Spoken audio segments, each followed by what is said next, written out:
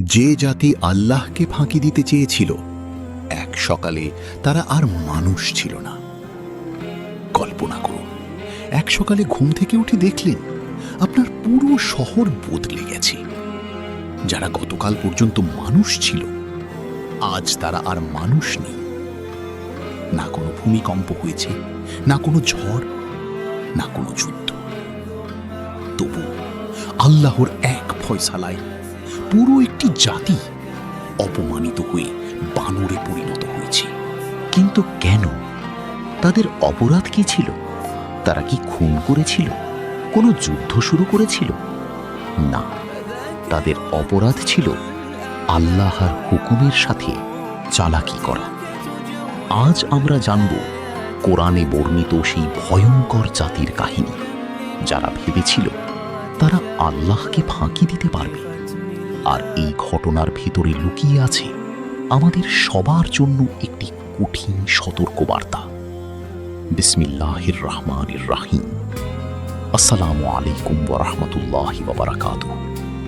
প্রিয় দর্শক, আল্লাহ তাআলা কুরআনে শুধু ইতিহাস বর্ণনা করেননি, বরং প্রতিটি ঘটনার মধ্যে রেখে গেছেন শিক্ষা, উপদেশ এবং সতর্কবার্তা।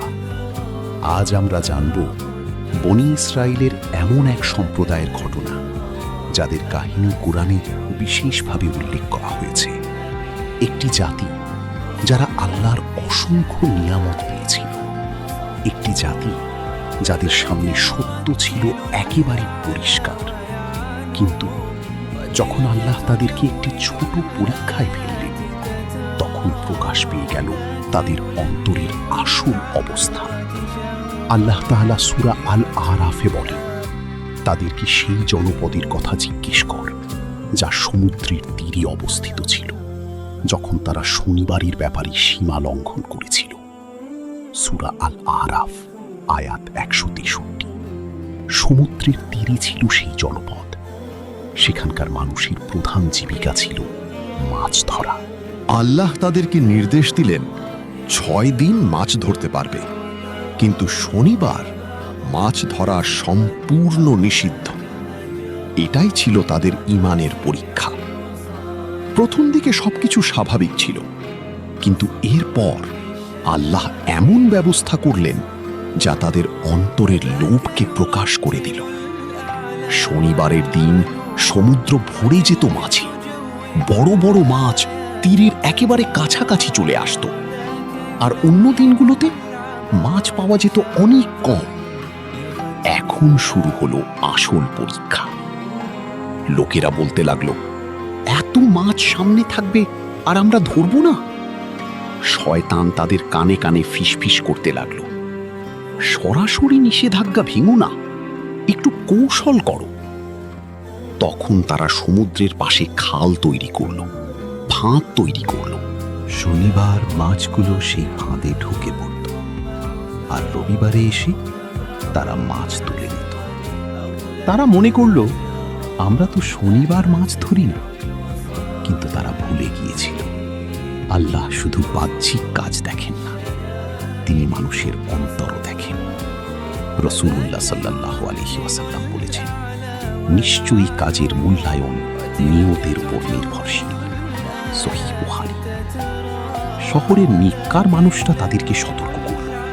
তারা বলল, আল্লাহর বিধান নিয়ে খেলা করো না, তোমরা ধ্বংসের দিকে এগিয়ে যাচ্ছ। কিন্তু অপরাধীরা হাসতে লাগলো। তারা ভাবল, আমাদের বুদ্ধির কাছে সবাই হার মানবে। দিন যেতে লাগলো, গুনাহ বাড়তে লাগলো, অবাধ্যতা বাড়তে লাগলো, আর ধীরে ধীরে তারা আল্লাহর শাস্তির দিকে এগিয়ে যেতে লাগলো। সেই রাত অন্য সব রাতের মতোই ছিল। লোকেরা নিশ্চিন্তে ঘুমিয়ে পড়েছিল। কেউ জানত না এটাই তাদের জীবনের শেষ স্বাভাবিক রাত। তারপর আল্লাহর আদেশ জারি হলো। যখন তারা নিষিদ্ধ বিষয় নিয়ে উদ্ধততা করল, তখন আমি বললাম, তোমরা লাঞ্ছিত বানর হয়ে যাও। সূরা আল আরাফ আয়াত ১৬৬। এক মুহূর্তে সবকিছু বদলে গেল। যারা গতকাল পর্যন্ত নিজেদের খুব বুদ্ধিমান মনে করত, আজ তারা অপমানিত। অসহায়, লাঞ্ছিত। সকালে মানুষ দেখল তাদের আত্মীয় স্বজন আর মানুষ নেই, তারা বানরে পরিণত হয়েছে এবং অল্প কয়েকদিনের মধ্যে তাদের জীবন শেষ হয়ে গেল। প্রিয় দর্শক, আসহাবুস সাবতের অপরাধ শুধু মাছ ধরা ছিল না, তাদের আসল অপরাধ ছিল আল্লাহর বিধানকে পাশ কাটিয়ে নিজেদের স্বার্থ উদ্ধার করার চেষ্টা। আজও মানুষ একই ভুল করে। কেউ সুদের নাম বদলে ব্যবসা বলে, কেউ ঘুষের নাম দেয় উপহার, কেউ প্রতারণার নাম দেয় স্মার্টনেস।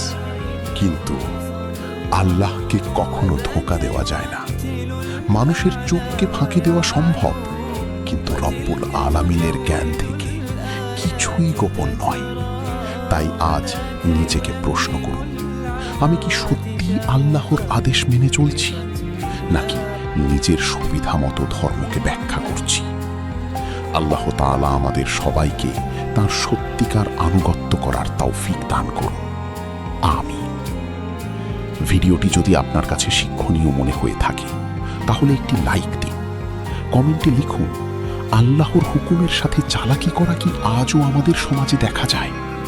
আর কোরআনের ঘটনা, ইসলামিক ইতিহাস এবং ঈমান জাগানিয়া ভিডিও নিয়মিত দেখতে এখনই চ্যানেলটি সাবস্ক্রাইব করুন। আল্লাহ হাফেজ। আসসালামু আলাইকুম ওয়া রাহমাতুল্লাহি ওয়া বারাকাতুহু।